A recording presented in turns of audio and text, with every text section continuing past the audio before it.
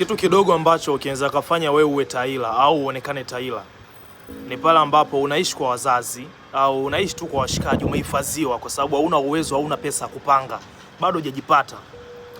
Alafu unakuwa na demu, unaingia kwenye mahusiano. Alafu mnapanga wewe na wewe mjinga mwenzako siku mfanye ngono. Hauna hela hata ya kwenda gesti au kukodi lodge au sehemu yoyote. Unaanza kutangatanga kuomba washikaji wakupe ghetto. Hivi wewe ni taila wa viwango gani?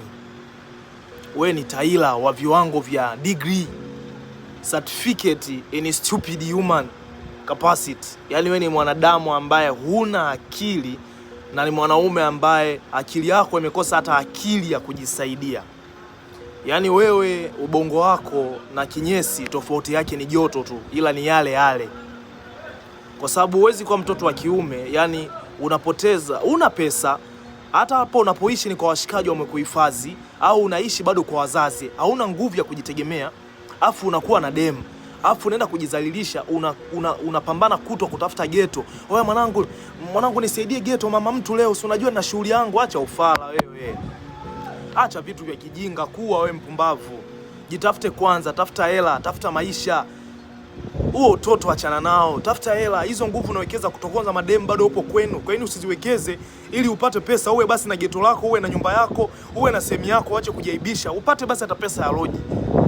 Na demu yoyote ambaye anakukubali wewe na mnaenda kwenye ghetto ambalo umeazima, wewe na huyo mjinga mwenzako, nyenye ni mataila, nyenye ni mafala.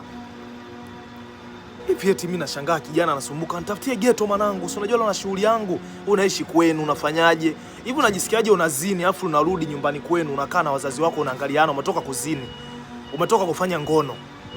Una chochote, unawaza mapenzi, unawaza ngono, mpumbavu wewe. Wewe mtafuta maisha, tafuta hela, acha ujinga. Pambana. Vijana wajinga kama hao wapo wengi sana mitaani. Wanaishi kwao, wao wanaishi kwa washikaji, wamehifadhiwa, hawana uwezo hata kuchangia hela ya ghetto. Hawana uwezo hata kulipia kodi, ila ni kutu wa kukodi makodi, yani kwenda kukodi mageto ya watu ili wakafanye ngono. Kuwa acha upumbavu wewe. Kuwa hayo mambo atakuharibia maisha kila siku, na utu aenda mbele utarudi nyuma. Mjinga wewe.